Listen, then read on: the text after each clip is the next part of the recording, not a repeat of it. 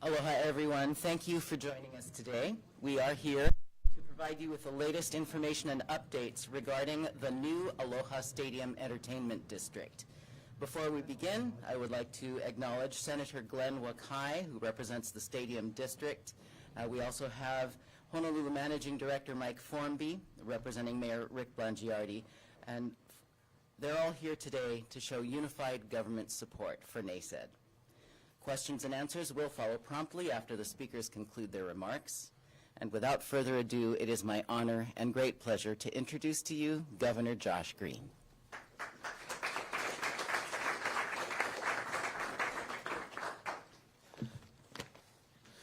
Aloha. Good to see everybody. So yes, we're excited today that we're moving forward on the stadium, the new Aloha Stadium Entertainment District, NACED. So today you're going to hear from our experts. We've put out the RFP as of today, and we're moving, like I said, forward. One important question that's been asked of us, and I just want to be very clear, is can you move forward on other projects when you've been dealing as a state with a true crisis, which is the wildfire on Maui? And the answer is yes. All of our care and concern and heart goes to Maui, and we're doing a lot of things for our state so that we can move forward in support of all. And that's what the stadium is in part going to do. So we move forward today with an integrated public-private partnership. It reduces the financial risk to the state. So over the course of this year, our first year, we had a chance to do a lot of additional due diligence, and that's what you're going to hear from our experts today. We're transferring the risk, in other words, the financial risk, to the private sector, and some of the upside, of course, to the private sector as they build the stadium and build housing. As I said, the wildfires have affected us. They've affected all of us and our budget, but that does not affect our capacity to move forward with this critical project. This is going to benefit our community going into the future. A couple facts: this will generate $2 billion of economic output for construction spending alone. It translates into 12,000 construction jobs and more than $0.6 billion or $600 million in construction wages. That's important to us as we go through the recovery phase after a natural disaster. Also, the stadium is critical, but so is housing. Housing is our biggest problem. We face shortages in all areas. So the current projection is 4,500 units will be built on the site. That's a big part of the bid.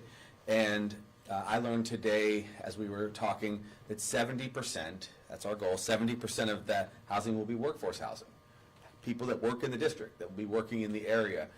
That's very good for us because we've been struggling to build enough housing for our people over the last few years. A couple other comments. This is going to be very good for our young people. We want them to have something to celebrate, whether it's our high school football program, which is super vibrant and gives a lot of people hope, our college football team, which we know we want to support. We need to be a Division I program, so having a stadium that is befitting of a great state is important. So again, I'm going to welcome up some other people. I'm going to call a tiny audible here and call up my friend Glenn Wakai to say a couple words. Is that all right, Glenn? Before we go over to Brendan?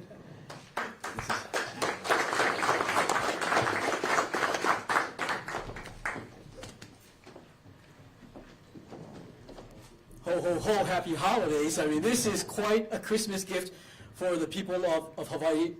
You know, it finally turns what was a long-time dream into reality. And I know that the community for years has had kind of just fatigue. When is government going to get its act together? Well, today is that day when we finally have coalesced a clear plan and path forward. I mean, look at the stadium. It closed in December of 2019. What have we offered the public since then? 4 Christmases of coal. Today, we deliver a package of goods that the community will eventually be very proud of. The governor talks about the stadium itself, but also the mixed-use development that's going to go around it, the vibrancy. And I've been massaging my community for 15 years in preparation for this particular day. And you know, when it comes to the state building stuff, I'm not a believer in build it and cross your fingers and hope that they will come. The customer base is right there. You look at right across the street, we have the Arizona Memorial. 1.8 million visitors have absolutely nothing to do after they go and see the memorial. So we have a customer base there. So all the pieces are lined up to make this a hugely successful project. And the governor talked about Lahaina and the decade ahead of us in which we're going to have to put in government resources into Lahaina. Where are we going to get those resources from? It's either we're going to tax the public or we're going to create monetized areas of land to help pay for what the infrastructure needs are for Lahaina. The state is land rich, we're cash poor. This is an opportunity for us to monetize these valuable state lands. So we should be cheering this holiday season that it's more than just a stadium. It's going to be a hugely vibrant and dynamic district for all of us to relish. I appreciate Governor Green putting his stamp of approval on this. And kudos to the Stadium Authority, which have, this group of board members, as well as many prior to them, have set us up for this moment of success. So finally, the city has delivered a wonderful Christmas present to the people of the state. Thank you.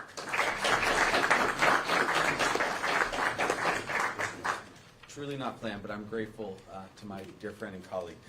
So now we're going to go back to the organized program, and you'll hear more details about the expenditure for the stadium, what D-bomb means, that's the plan, and how we get there. So again, mahalo for all of your attention.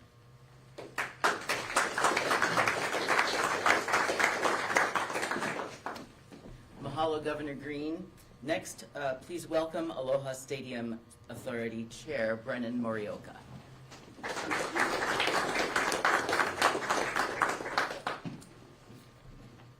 Aloha, mahalo for being here. We are very excited.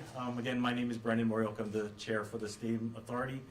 As Senator Wakai said, and we are very appreciative for all of the support from both the administration as well as the legislature for getting us to this point. But as Senator Wakai had mentioned, this has taken a lot of time of many stadium authorities, our current members, members of past authorities, and as well as two of our previous chairs, Ross Yamasaki and Charlie Taguchi, who played very integral roles in really kind of moving a lot of the obstacles to get us to this point. So I do want to thank all of them for being a part of today's announcement. As many of you know, we canceled our previous procurements earlier in the year, and then we moved forward with a new single design, build, operate, maintain procurement for the stadium, as well as the development of the surrounding real estate areas.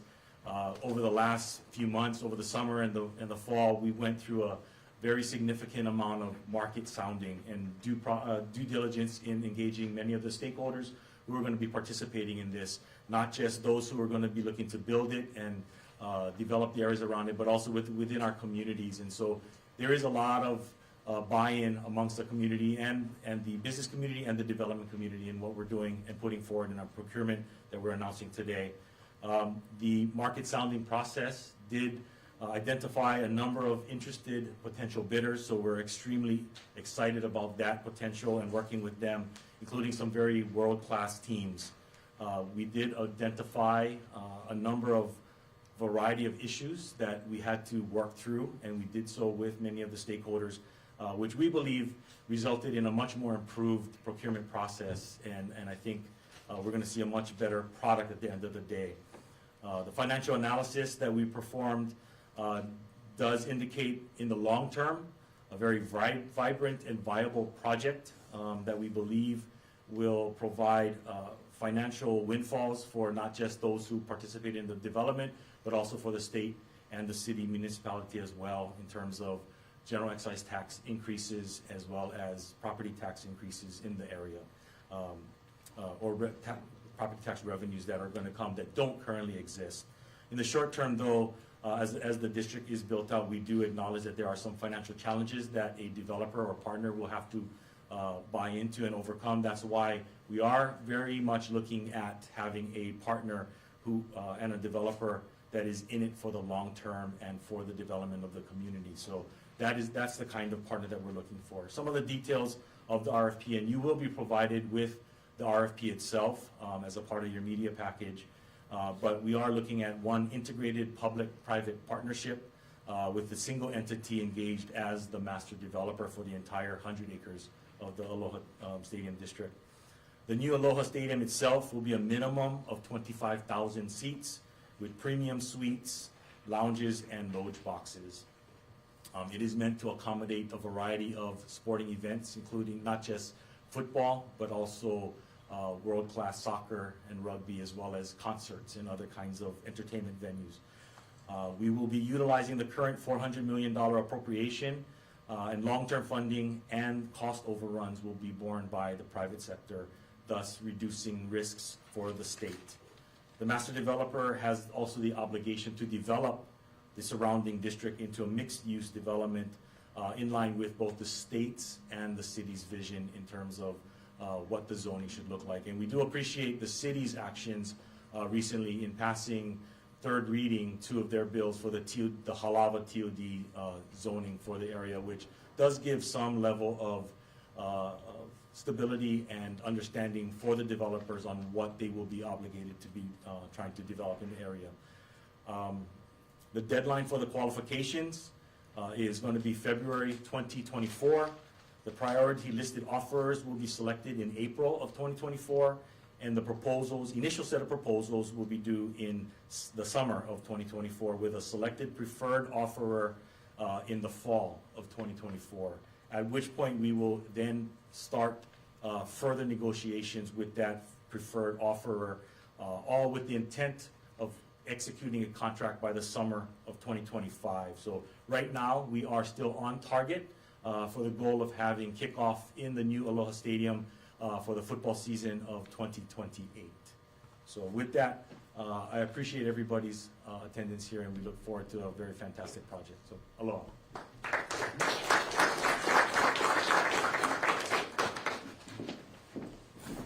Mahalo, Chair Morioka. Moving forward, as we are today, I would like to introduce University of Hawaii President David Lassner.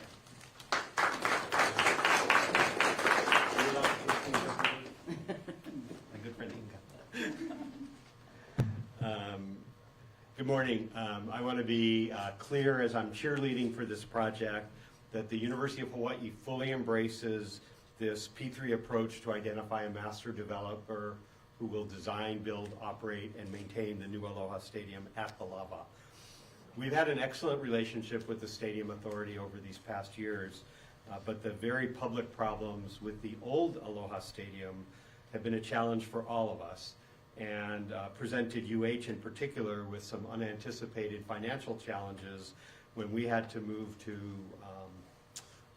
our rather charming temporary facility at the Clarence T.C. Ching Field on campus.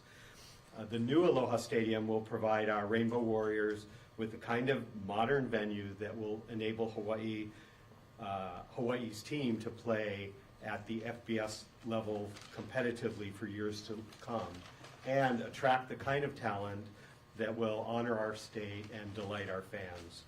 The new stadium will also allow the kind of financial return from our home games that can support all of our non-revenue sports, which include pretty much all of our women's sports and most of the rest of our men's sports.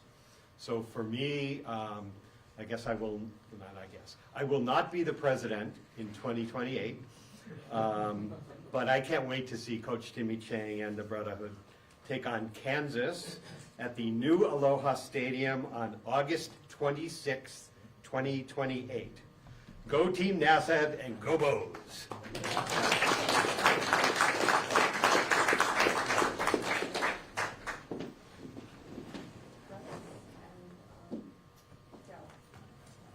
Good. At this time, we will take questions, and our first two will be coming from Bryce and then followed by Daryl. I guess this would be for Chair. You mentioned a minimum of 25,000 seats. Does that mean we don't know how big the stadium will be, the capacity? Right, so right now we're moving forward with the $400 million that we currently have. We do know that building a stadium of such size with some of the amenities that we're going to be asking for is going to be much more than that. And so there is going to have to be a level of private subsidy that is going to be a part of building the stadium. And so the private developer is going to have the opportunity, which is why this is a design-build construction project, where we want them to use their innovation to tell us what they can build, what they can afford, and in what way. So if they want to offer something that's more than 25,000 seats, they want to offer other kinds of amenities that are above the minimum requirements, then they're going to score more points, which makes their proposals far more attractive, and makes them, you know, maybe potentially winning this solicitation. So we do hope that many of our proposals are going to be taking, you know, what we put forward as our minimum requirements, and through some of the discussions that we've had and some of our desires, using that to make their proposals much more attractive than just the minimum that we're asking for. Even though the minimum, we believe, is still going to be a stadium that all of us are going to be proud in. Did you have a follow-up, Bryce, or are you good? It's a little bit of it's a related, but not a follow-up to that question. Got it. So we'll let Daryl go. I think this is probably for you, Brandon. What is the primary source of revenue that the developers you expect will be generating? What is their focus going to be in terms of things? Right now, housing doesn't make you that much money. You're going to force them to make housing. Workforce level is not affordable necessarily, but where is their revenue going to come from to supplement and support the state? No, good question, Darrell. And it's good. We will work with the developer teams on their financial proposals as well.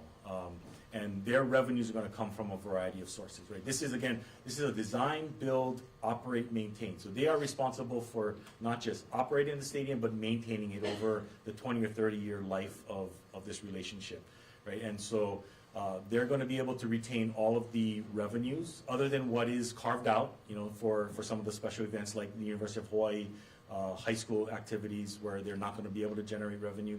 But concerts and other kinds of venues and events, they're going to be able to generate the revenue, keep the revenue, and pay for their private capital that they're going to have to invest in the initial upfront building stadium construction. There's going to be operating costs, there's going to be maintenance costs. So all those operational revenues will go to that. They're also going to be required to develop the areas in a multi-use aspect. So they're going to be able to do hotels, retail, office, commercial, as well as residential. We do believe that there are significant amounts of revenue opportunities in all those different areas, including residential, because they will have the ability to do some level of capacity in market level housings. But also the fact that this area is designated as an opportunity zone is clearly an advantage to a business to invest in creating economic development, economic activity in the area, creating jobs, well-paying jobs in the area. And those are the kinds of things that we are very optimistic on, that is going to attract the kind of tenants and partners to come to this nascent area. So in this proposal, once you start getting these proposals, they can be very different from each other. And so I'm just wondering who is going to be deciding, make those decisions about which proposal, and then after that negotiate. For example, is UH going to be involved in negotiating in terms of its contract long-term? What's the process going to be for, one, making the final decisions out of these various proposals, two, holding the developer feet to the fire on doing what they say, and also making sure that all those decisions are in the best interest of the state of Hawaii? Sure. As with any state procurement, especially one that is a design build type or best value or request for proposal type, we have a selection committee that is responsible for evaluating proposals. They will be the ones tasked with making that decision and recommendation moving forward. We are also able to supplement this committee with subject matter experts, whether in real estate, finance. UH has been at the table to discuss what should be in the requirements for the proposal. At the end of the day, I think all of us have the same interest in getting something that we are all going to be happy with, right? We all have memories of the Aloha Stadium back in the day, right? I mean, we either played high school football, we went to UH football games, running up the stairwells during the halftime, going to an Islander game or whatever it is, right? And that's the kind of thing that all of us who are participating in this, all those who have participated in the past, that's what we want for our kids or our grandkids, right, once it's built. And this is even more so now that this is a entertainment district, much more of a community-driven development where the community actually has been very much involved in the planning of what's going into the development. And so I think we all have a vested interest in ensuring that what is selected, the team that's selected, is also going to have skin in the game and has the right interest in what is in the best interest of this community and for the state. So I'm very confident that the people who are tasked with this is going to do the right job and do the right things. But at the end of the day, on the long term, that's going to fall on the Stadium Authority, on the administration, on the legislature to ensure that whoever is responsible with this contract over the next 99 years, right? Because that's the length of the real estate development, that we will be holding them accountable and responsible to doing what they say that they're going to do and what we would like them to do. So the stadium authorities. Stadium Authority will be the direct overseer of this contract, yes. Thank you, Daryl. We'd like to move on, and thank you, Chair. We'd like to move on to Dave Reardon from the Honolulu Star-Advertiser. Hello. I have two questions. One of them pretty simple. The other one might be a little open-ended. 25K. Are we looking at potential to, if appropriate, for expansion? Yeah. So the question was about potential for expansion. That's a very good question. So yes, we are asking the developers to ensure that the kinds of foundations that they put in around the stadium, while we're only asking for a minimum of 25, and if they only initially build 25, maybe the goal, because we see such demand for concerts and games, is going to exceed the 25,000, that at some point in the future we want maybe 35,000, or we want a roof, because right now there is no roof on the top of the stadium. But we are asking them to put in the foundational aspects of the stadium so that when those decisions are made, when the money is available to put in either, an additional loge for additional seats or a roof, that the foundation is there. There's going to be a lot less disruption to the stadium activities while they build the additional expansions, as well as lessening or managing the costs, right? Because if they had to do it in the future, it's going to be far more expensive than if they were to put it in now. So we are looking for the future and looking for expansion. Okay. The other question is something I thought about when President Lassner was talking, and I know you don't want to do everything like San Diego State, we're our own place, but their district happens to have, the university I think actually owns it and has a lot of stuff there. So I'm just curious, with UH being at the table, is there any talk about having some presence within the district or within the stadium, and which I know because you're going to be looking at some, having some different various things within the stadium. Yeah, no, what the district will look like is still kind of on the table, right? I mean, that's the beauty of this. We have a blank canvas. We will work with the developer who wins the project to see what the continued vision is going to look like, who is going to occupy. We are having conversations with various state agencies, the city and county, the university. I mean, so there's a whole variety of opportunity, which is part of the beauty of this new development district, right? Thank you. And, sorry. Yeah. So to dovetail into the question, so you heard economic opportunity mentioned twice by Brennan. So economic opportunity zones are very tax favorable, and this one goes till 2043? 2044? 2047. 2047. So people who invest, whoever wins this bid and builds the stadium and the entire economic district, is going to have some federal tax benefits. And so that helps to balance out the desire for investment. So we can get extra investment from them because it's one bid, it's one plan, it's one district. So that's going to be very helpful.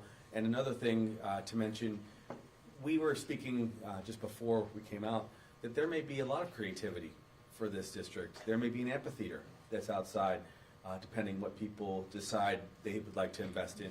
A lot of things that we've wanted here in Honolulu and in our state for a long time could very well be a creative realization from this bid. So we're giving them flexibility, but at the end of the day, we're going to get something special without too much taxpayer exposure. Mahalo, thank you. And now we'd like to move on to a question from Brian VMAC McInnes.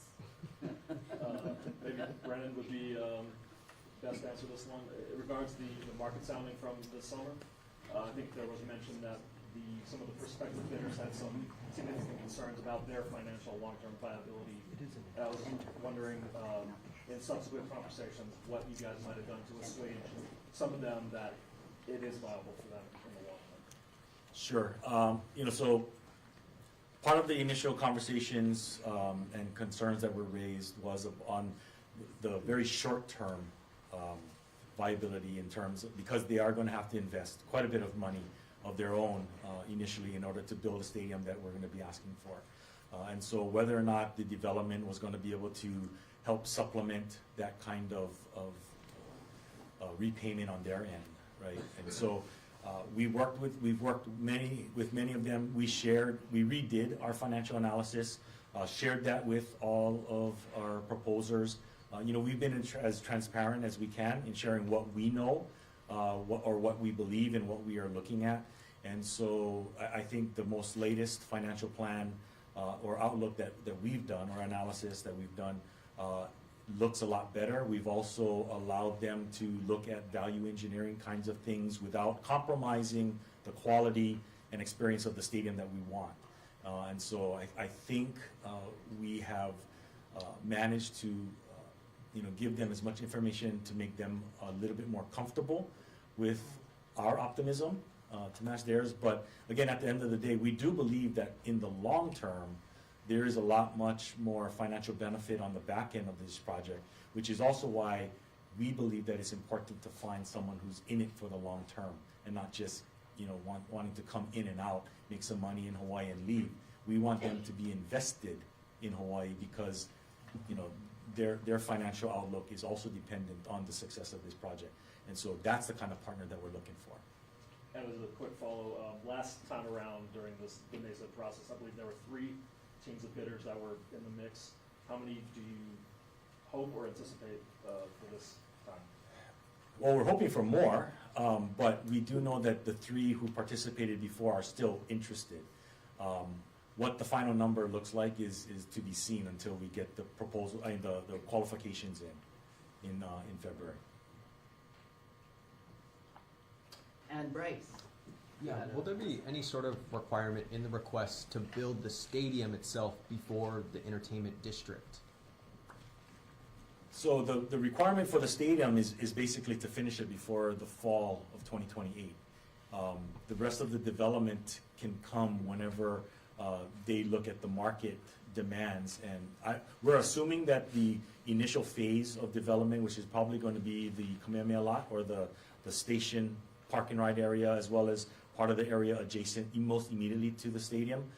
We believe that they're probably going to move on that first because that is developable and it has direct access to the station, which means far more access for a larger demographic of people.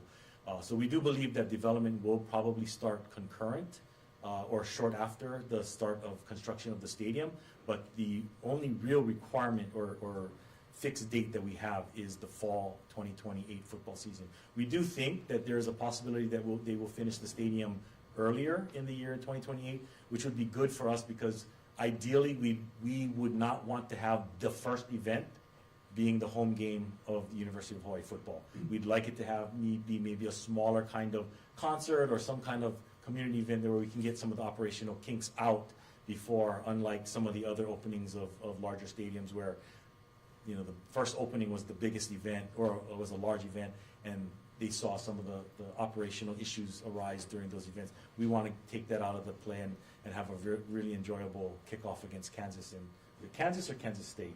Kansas in 2028. And then has a demolition date been set for the current stadium? The demolition will occur, and we get this question all the time. Why aren't we demolishing the stadium now before?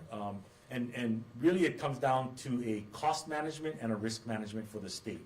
We're trying to be very sensitive and save money for the state and taxpayers because it's all our portion, $350 million or the $400 million of state funds. That's all taxpayer dollars. And we want to ensure that we are not going to be spending as much of it on other things other than building the stadium. If we were to, we could go out with a demolition contract right now, have someone demolish it, but if they demolish it in a manner that is not ideal to the way that the builder wants to build it, we ultimately could be paying $10 to $20 million more for construction. So if you let the builder demolish it the way that they want to envision to build it, it's going to save taxpayers money, and that's the primary reason. It's really risk management and cost management for the state, and you know, it's unfortunate that we still have to have that stadium as a reminder that it's just sitting there unused.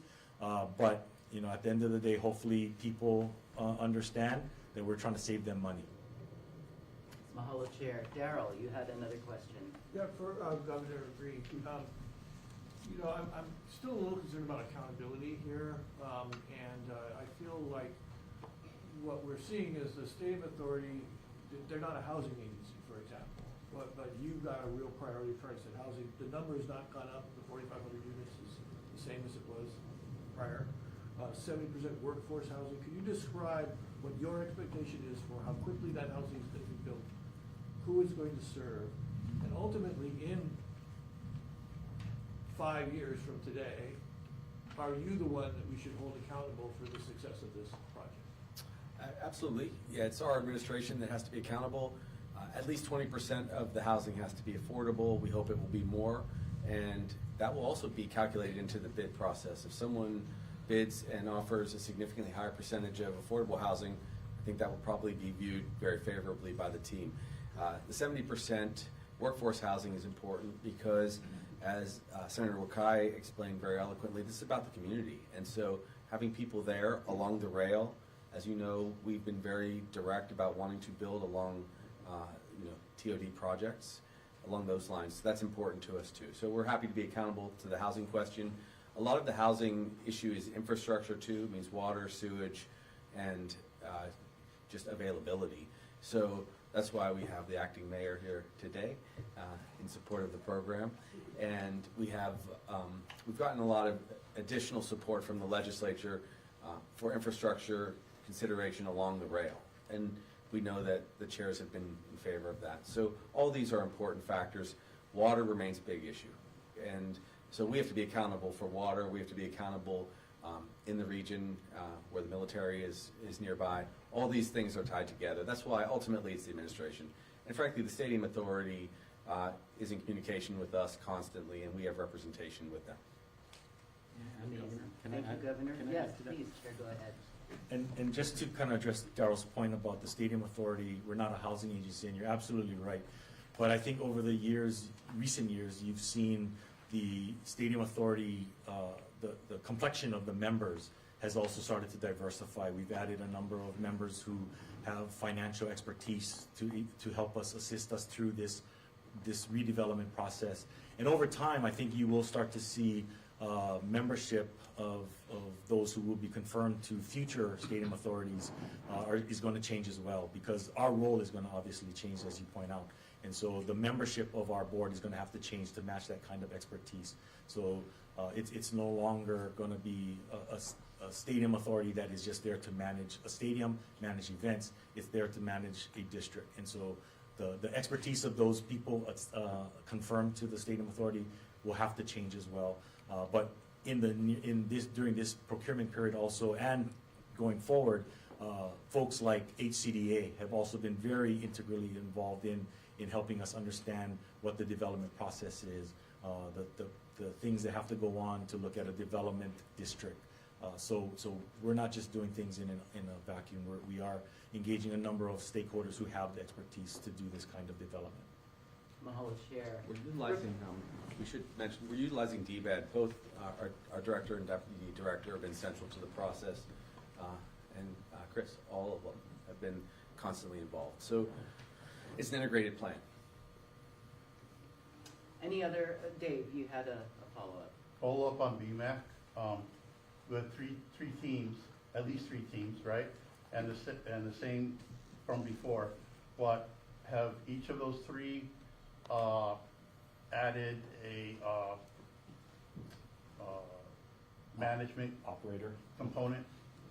Yeah, we don't know what the teams are gonna look like, because that is what this whole initial request for qualifications are. They're gonna be resubmitting what their teams are and who their key critical personnel are gonna be. So we don't know, but yes, they're gonna have to add an operator, and we do know that conversations have been going on with all the teams with the various operators. There's not that many operators out there across the country, but, so those are, you're probably gonna see similar operators on multiple teams. There's also one of the due diligence benefits that we've had from this year is that there is there's a concept, I'm gonna make sure I get the words right, a progressive procurement process that goes on. And we can explain that in subsequent updates, but the basic premise is that once the bid occurs and there's a preferred partner, they're able to take information from all of the bids and to maximize the best ideas. It also helps to blunt, I guess, the sting if one doesn't get it. So some resource goes back to bidders who didn't end up at the top pole position. So there's a lot of good work that's been done by Brendan and his team because we really wanted to get this right. And once I made the decision to go to a single bid and move forward that way with the DBOM model, protecting our tax dollars, they really dug in and made sure that they had a good plan. So what you're saying is like, if you don't win the bid, you might end up having opportunities in the district anyway. Is that part of it? It's interesting you say that. I did ask that question in conversation. The winner will ultimately be able to choose partners, I would say, but they'll be responsible. Also, there are some rules as to, we can't have people partnering up quietly and trying to get an advantage. They each have to stand on their own 2 feet. But there will be more than enough work to go around. Per the earlier question about housing, there's going to be a lot of construction that needs to be done. 4,500 units is a terrific amount, plus restaurants, plus just beautiful additional venues. Honestly, I think there's going to be more work than we can even wrap our mind around right now. But let's get the stadium built and get some housing built along the rail, and I think people are going to be pretty happy in 2028. Thank you. Is a last minute follow-up questions while Governor is here in front of you? If not, Gov, closing remarks? Well, look, we thank you for your patience on this matter. We're looking forward to having a modern stadium. Many of us have been going around the country, in fact, the globe, seeing other stadiums about this size. It is very doable. We have a solid amount of revenue. We have great support from the legislature, and we have an excellent team. So this is something we're going to be proud of, and it's going to be kind of an anchor for us here on Oahu. So again, thank you. Stay tuned. We'll give you regular updates as we go forward. And in your packets this afternoon, you'll get a lot of additional detail on both the RFP and the timeline. So again, we're looking forward to this, but keep in mind this is one of many things we'll be doing in addition to the recovery on Maui.